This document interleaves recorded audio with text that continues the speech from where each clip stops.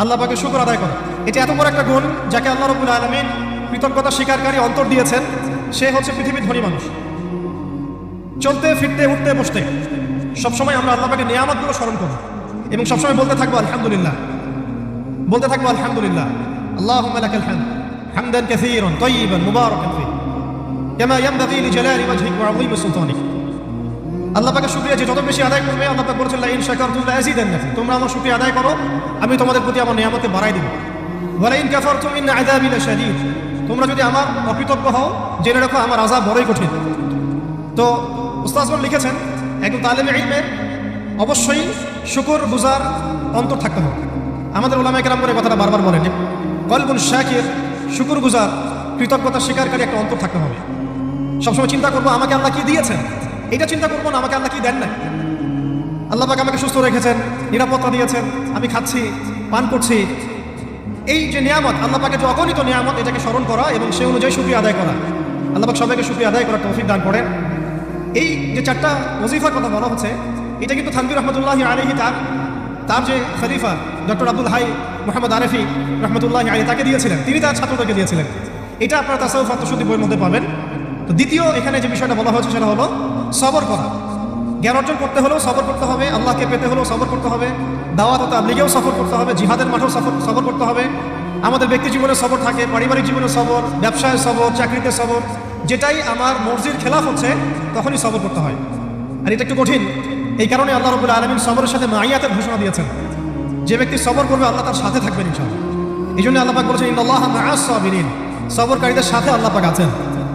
এটা কঠিন, এই কারণে যখন মর্জির খেলাফ কোনো কিছু হবে তখন আমাদের আলেমগণ বলেন সবসময় পড়তে থাকা যে ইন্না লিল্লাহি ওয়া ইন্না ইলাইহি রাজিউন। এটা মাইয়াতের সাথে খাস দোয়া নয়, এটা শুধু মৃত্যুর সাথে খাস কোনো দোয়া নয়। এটা যখনই সবরের হালত আসবে তখনই পড়তে হয় ইন্না লিল্লাহি ওয়া ইন্না ইলাইহি রাজিউন। কারণ উলাইকা আলাইহিম সালাওয়াতুম মির রাব্বিহিম ওয়া রাহমা ওয়া উলাইকা হুমুল মুহতাদুন, এটা হেদায়েত পাওয়ার মাধ্যমে বটে এবং তাদের সাথে আল্লাহ পাকের রহমত আছে। তো শুকরগুজার অন্তর এবং সবরকারী অন্তর আল্লাহ পাক সবাইকে নসিব করেন, আমিন। 3 নম্বরে উস্তাদগণ বলেছেন তওবা, বেশি বেশি তওবা করতে বলা হয়েছে। চলতে ফিরতে উঠতে বসতে সবসময় আমরা আস্তাগফিরুল্লাহ ওয়া আতুবু ইলাইহি পড়ার অভ্যাস করি। যে যত বেশি তওবা করবে তার হৃদয় তত পরিচ্ছন্ন হবে, গুনাহ মাফ হবে। পরিচ্ছন্ন কলবের মধ্যেই আল্লাহ পাকের নূর এবং মারিফাত নাজিল হবে। অপরিচ্ছন্ন কলবের মধ্যে কিন্তু আল্লাহর নূর নাজিল হয় না।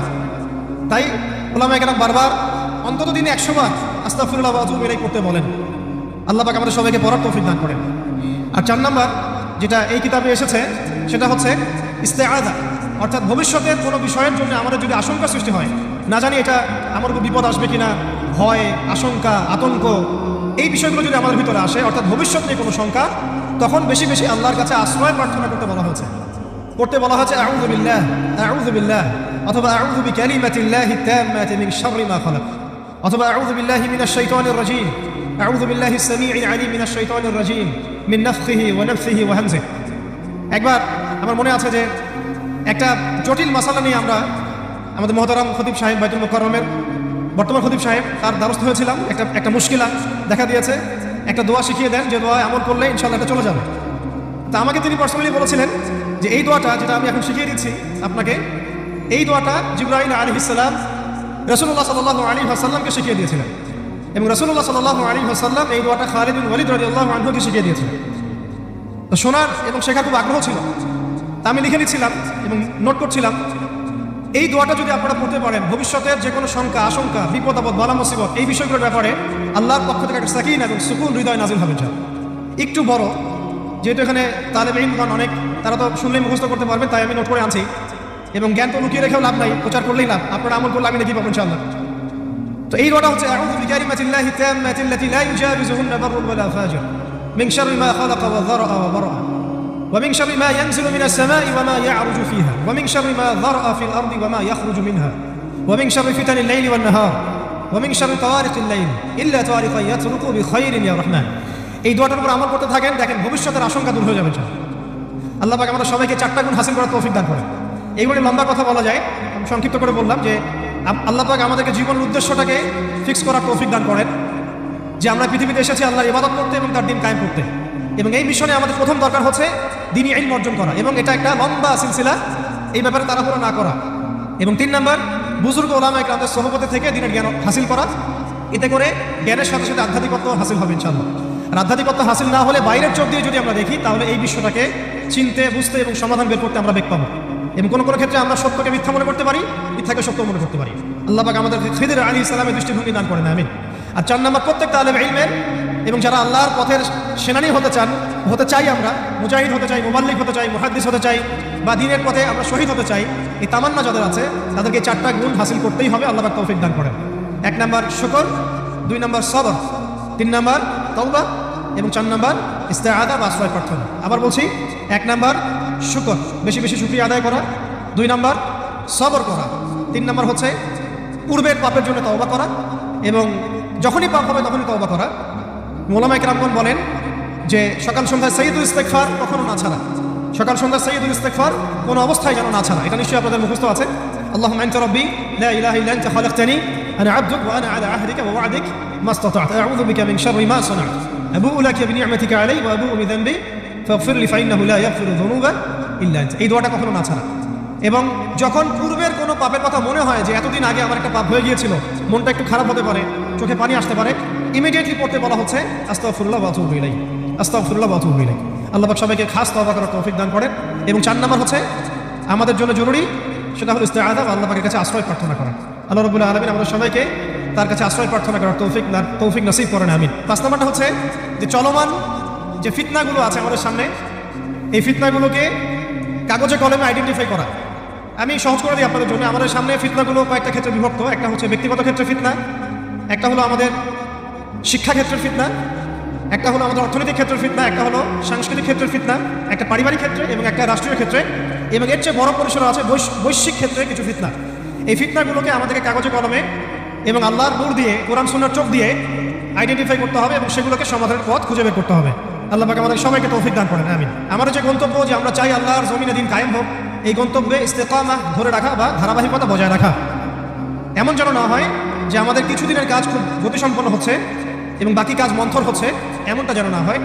সিরাতের সুন্নতে নবী সাল্লাল্লাহু আলাইহি ওয়াসাল্লাম যেভাবে দীর্ঘ 23 বছর তার দাওয়াত এবং জিহাদের মিশন চালিয়েছেন, এইভাবে আমরা যেন আমাদের এই গন্তব্যটাকে হাসিল করতে পারি এবং সবর বজায় রাখি, ইস্তেকামা ধরে রাখি, আধ্যাত্মিকতা ধরে রাখি এবং যা জানি তার উপর আমল করার চেষ্টা করি, সুন্নাহ ভিত্তিক জীবনযাপন করার চেষ্টা করি। আল্লাহ পাক সবাইকে তৌফিক দান করেন, আমিন। যদি রিজিকটা আমাদের হালাল না হয়, তাহলে এই যে এত বড় বড় কথা বলছি বা এত বড় স্বপ্ন দেখছি, এগুলো কিন্তু ভাই আসলে বাস্তবায়ন করা খুব কঠিন হবে, কোনো কোনো ক্ষেত্রে হয়তো সম্ভব হবে না।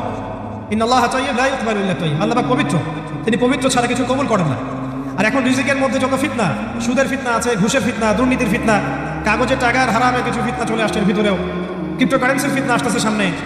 এছাড়া আছে আমাদের মার্কেটের সিন্ডিকেট, পণ্য মজুত করা, বাপে কম দেয়া, মানে হারাম খাওয়ার যতগুলো অপশন আছে, আমার মনে হয় এই জামানায়, এই যুগে এটা সবচেয়ে বেশি উন্মুক্ত আমাদের সামনে। তো হারাম খাওয়া সহজ, হালালে চলা একটু কঠিন, তবে হালাল খাওয়াটা অসম্ভব নয়। আল্লাহ পাক সূরা তালাকের মধ্যে বলেছেন, ওয়া মান ইয়াত্তাকিল্লাহা ইয়াজআল লাহু মাখরাজা, যে ব্যক্তি আল্লাহকে ভয় করে, আল্লাহ পাক তার জন্য রাস্তা বের করে দেন। ওয়া ইয়ারযুকহু মিন হাইসু লা ইয়াহতাসিব, এবং এমন উৎস থেকে আল্লাহ পাক তাকে রিজিক দেন যা সে কখনো কল্পনা করে নাই।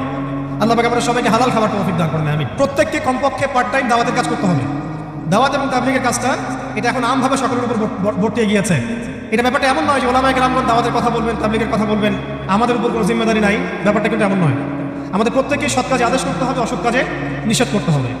এবং আপনারা তো সবাই জানেন, হুযায়ফা রাদিয়াল্লাহু আনহু থেকে যে হাদিসটা বর্ণিত হয়েছে, সহিহ মুসলিম শরীফে এসেছে, যে যদি আমরা সৎ কাজে আদেশ না করি, অসৎ কাজে নিষেধ না করি, তাহলে আল্লাহর পক্ষ থেকে বিপদ আপদ, বালা মুসিবত, গজব আসবে। এই সময় ওই কম দোয়া করবে, কিন্তু এই দোয়া আল্লাহর দরবারে কবুল হবে না। তাই আল্লাহ রাব্বুল আলামিন আমাদের সবাইকে সৎ কাজে আদেশ করার তৌফিক দান করেন, অসৎ কাজে নিষেধ করার তৌফিক দান করেন, হালাল খাওয়ার তৌফিক দান করেন এবং দাওয়াত ও তাবলীগে সবাইকে এই মেহনতে যুক্ত থাকার তৌফিক দান করেন। প্রথম আমাদেরকে আমাদের জীবনের উদ্দেশ্যটাকে ফিক্স করতে হবে। আমরা পৃথিবীতে কি উদ্দেশ্যে এসেছি, এই উদ্দেশ্যটাকে বোঝা এবং সেই অনুযায়ী আমল করা, এটা হলো আমাদের জীবনের প্রথম কাজ।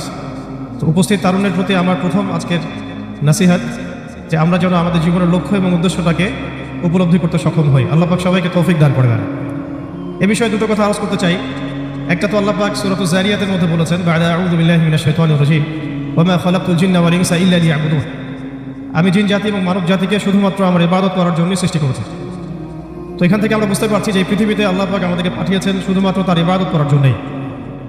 আর এটা আল্লাহ পাকের অনেক বড় দয়া যে আল্লাহ রাব্বুল আলামিন আমাদের ব্যক্তিগত কাজ, অর্থনৈতিক কাজ, আমাদের ব্যবসা বাণিজ্য, পরিবার, স্ত্রী সন্তান, মুআমালাত, মুআশারাত, এগুলোকে ইবাদতের মধ্যে অন্তর্ভুক্ত করেছেন। যদি আমরা কয়েকটা শর্ত পূরণ করতে পারি।